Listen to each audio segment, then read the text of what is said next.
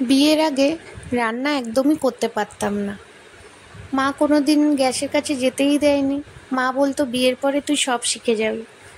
সত্যি সত্যি বিয়ের পর অনেক কিছুই শিখেছি। শ্বশুরবাড়িতে এসে শাশুড়ির থেকে কিছু রান্না শিখেছি, মাকে ফোন করে জিজ্ঞাসা করে করে রান্না করেছি। এখন আমি রান্না করতে ভালোই পারি, কেন একা থাকি তো, নিজে না রান্না করলে খেতে দেবে কে? মা তো আর এখানে নেই। চলো, গুড মর্নিং, আমি সুমনস রান্নাবান্নায় আপনাদের সবাইকে ওয়েলকাম।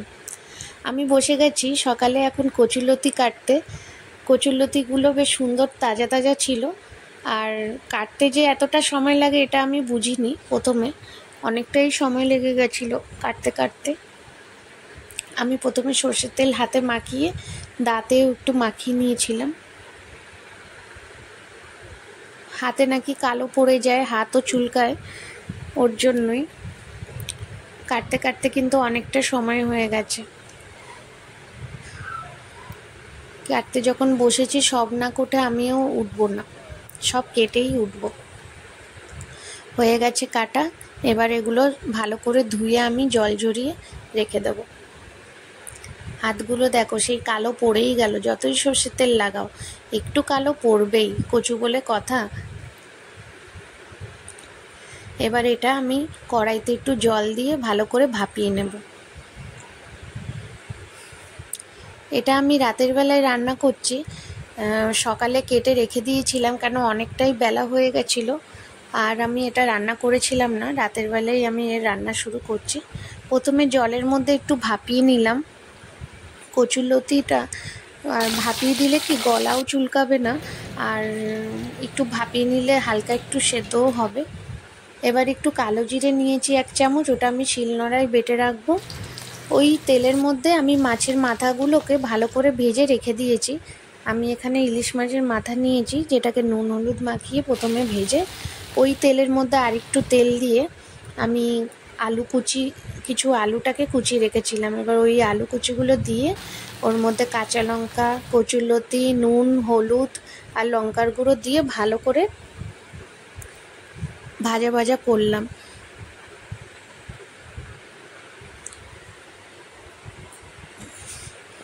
এবার ওই যে কালো জিরে বাটাটা দিয়ে এবার মশলাটাকে ভালো করে কষিয়ে নেব। কালো জিরে বাটার মশলা খুব বেশি লাগে না, খুব কম মশলায় রান্না খুব ভালো খেতে হয়। আর এটা কষাতে বেশি সময় লাগে না, আর বেশি যদি পরিমাণে হয় আবার তরকারি তেতেও হয়ে যেতে পারে। ওর জন্য খুব কম মশলায় এই রান্নাটা ভালো হয়। আমার মশলাগুলো কষানো হয়ে গেছে, তেল ছেড়ে এসছে। এবার এর মধ্যে আমি মাছের মাথাগুলো দিয়ে ওগুলোকে ভেঙে ভেঙে ওই আলু আর কচুরলতির যে তরকারিটার মধ্যে ভালো করে মিশিয়ে নেব। আমার রান্নাটা হয়ে এসছে প্রায়।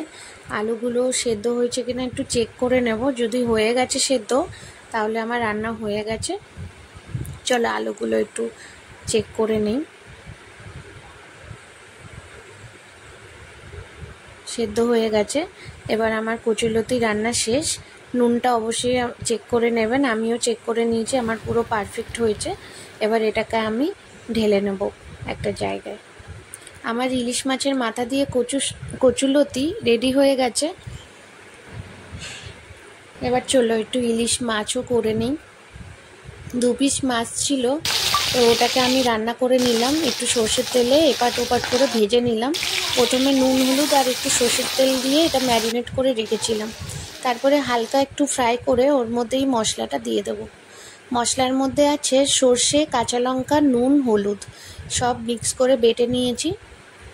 এবার ওই বাটাটাকে একটু জলের সাথে মিশিয়ে ছেঁকে ওই যে মাছ ভাজা করছিলাম ওর মধ্যে ঢেলে দেব। কিছু কাঁচা লঙ্কাও দিয়ে দিলাম। এবার ঝোলটা ফুটছে। আলাদা করে একটা কাপে আমি 2 চামচ টক দই নিয়েছি, ওর মধ্যে একটু নুন দিয়ে ভালো করে ফেটিয়ে ওই দইটাকে আমি দিয়ে দিলাম মাছের ওই ঝোলটা যে ফুটছিল ওর ওপর দিয়ে। এবার কাপের মধ্যে একটু দই লেগেছিল, ওটা একটু জল দিয়ে ধুয়ে ওটাও দিয়ে দিলাম। এবার ঝোলটা ফুটে এলেই ওর মধ্যে আমি কাঁচা সর্ষের তেল দিয়ে রান্নাটা নামিয়ে নেব। খুব সাধারণ কম মশলা দিয়ে এই রান্নাগুলো হয়। আর ইলিশ মাছের তো কোনো কথাই হবে না, কেন মাছেরই এত সুন্দর গন্ধ, যেটা এমনি ভাজা খেলেই এক থালা ভাত খেয়ে নেওয়া হয় ইলিশ মাছের ভাজা আর তেলটা দিয়ে। আর রান্নায় তো বেশি মশলাও লাগে না, খুব কম মশলায় রান্না হয়। আমার এই রান্নার ভিডিওগুলি যদি আপনাদের ভালো লাগে তাহলে প্লিজ সাবস্ক্রাইব করে আমার পাশে থাকবেন। আর নতুন নতুন রান্না করে আমি যাতে আপনাদের প্রথমে নোটিফিকেশন পাঠাতে পারি তার জন্য বেল বাটনটি প্রেস করে দেবেন। নমস্কার, সবাই ভালো থাকবেন, সুস্থ থাকবেন।